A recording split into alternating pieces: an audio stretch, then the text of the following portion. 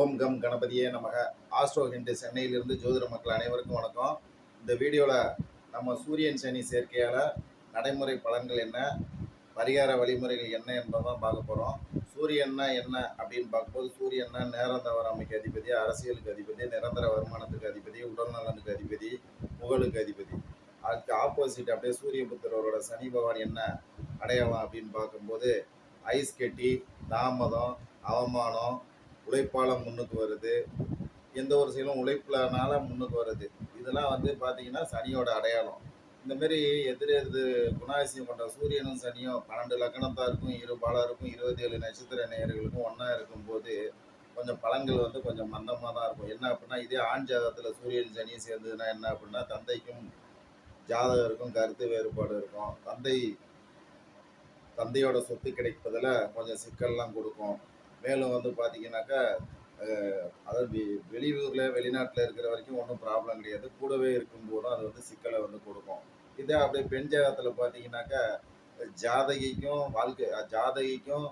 ஜாதகியோட தந்தைக்கும் நல்ல ஒற்றுமை இருக்கும். சில பேர் பார்த்தீங்கன்னாக்கா, இந்த சூரியன் சனி சேர்க்கை உள்ள பெண்களுக்கு பார்த்தீங்கன்னா தந்தையாரே சொத்துக்களை எழுதி வைக்கக்கூடிய அமைப்புலாம் வந்து இருக்குது. இதே ஆண் ஜாதகத்தில் பார்த்தீங்கன்னா போராடி தான் அவர்கிட்ட வந்து அவருடைய உரிமையான சொத்துக்களை வந்து வாங்க முடியும். இதுக்கு என்னதான் பண்ணுறது அப்படின்னு பார்க்கும்போது, இது எதனால் வருதுன்னா, காலபுருஷன் 5வது ராசி என்ன அப்படின்னு பார்த்தீங்கன்னாக்கா சிம்மம். அது பூர்வ புண்ணிய பலன்களை வந்து கொடுக்கும். காலபுருஷன் 10வது ராசியான சனி வந்து கர்மாவிற்கு அதிபதி. பல கர்மா அதிகமாக இருக்கும்போது தான் இந்த சூரியன் சனி தொடர்பு வருது. இது சூரியன் சனி தொடர்புனா என்ன? சூரியன் சனி ஒரே ராசியில் இருக்கிறது. மேலும் பார்த்தீங்கன்னா சூரியன் இருக்கிற இடத்துலேருந்து 7வது சமசப்தமாக 7வது ராசியில் சனி இருக்கிறது. சனி இருந்தாருன்னா என்ன வரும்? 6, 7, 8ல் இருக்கும்போது வக்கரமாக வரும். அது மாதிரி 7ல் இருந்தால் வக்கரமாக இருப்பார். இது 100% பலன்களை வந்து கொடுக்கும். புரியுதுங்களா? ஆண்களாக இருந்தால் தீமை, பெண்களாக இருந்தால் நன்மை. அதுலேயும் நல்லா இருக்குது அப்படின்னா விதிவிலக்கு இருக்கும். புரியுதுங்களா?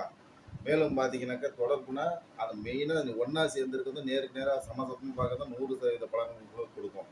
இது தவிர பரிவர்த்தனை இருக்குது. சூரியன் சனி வீட்டில் இருக்குது, சனி சூரியன் வீட்டில் இருக்கிறது, சூரியனோட நட்சத்திரத்தில் சனி இருக்கிறது, சனியோட நட்சத்திரத்தில் சூரியன் இருக்கிறது.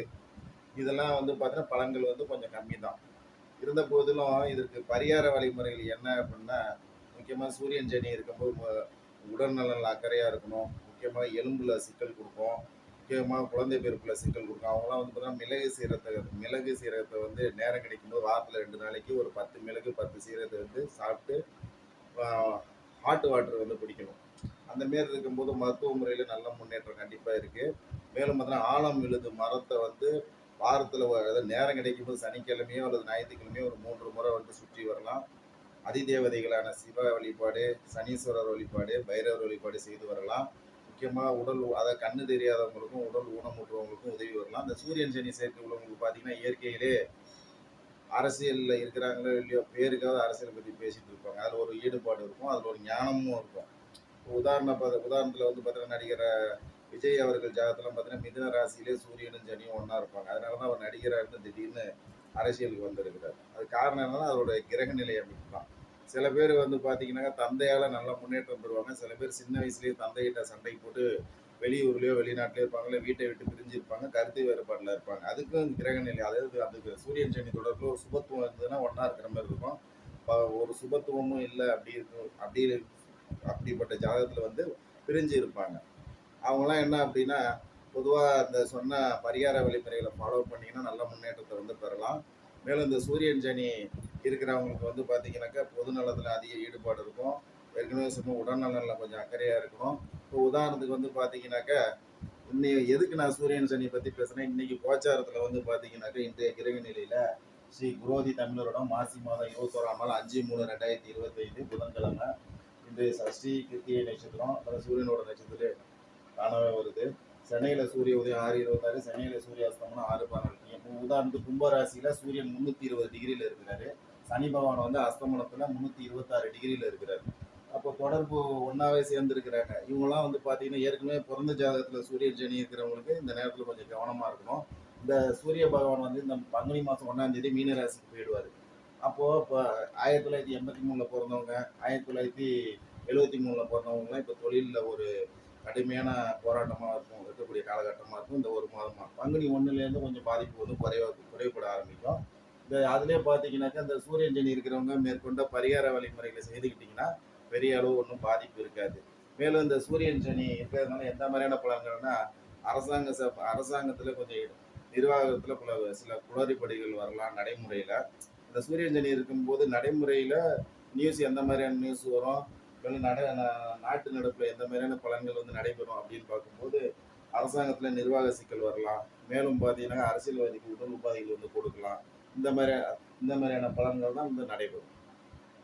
ஏற்கனவே சொன்ன மாரி இந்த சூரியன் சனி இருக்கிறவங்க வந்து பார்த்தீங்கன்னாக்கா இந்த சிவ வழிபாடு, சனி வழிபாடு, மேலும் பார்த்தீங்கன்னாக்கா முக்கியமாக கோதுமை வந்து தானம் வழங்குறது, முக்கியமாக எள்ளுருண்டை வந்து தானம் வழங்குறது நல்ல முன்னேற்ற பலனை வந்து கொடுக்கும். இந்த சூரியன் சனி இருக்கிறவங்க பார்த்தீங்கன்னா நிர்வாகத்தை திறமையில கொஞ்சம் மந்தமான பலனை தான் அவங்களுக்கு வந்து கொடுக்கும். நிர்வாக திறமையில ஏன் அப்படின்னா, நிர்வாகங்கிறது சூரியன், அதில் முட்டுக்கட்டை போட்டுறது சனி. அவங்களாம் என்ன பண்ணலாம், நிர்வாகம் பண்ணுற மாதிரி சூழ்நிலை வந்தாலும் கூட யாராவது சப்போர்ட்டுக்கு வச்சுக்கலாம் உங்களுக்கு நம்பிக்கையான ஆளை. அந்த மாரி செய்யும்போது நல்ல பலன்களை வந்து கண்டிப்பாக நீங்கள் வந்து பெறலாம். நீங்களும் நிர்வாகம் பண்ணலாம்.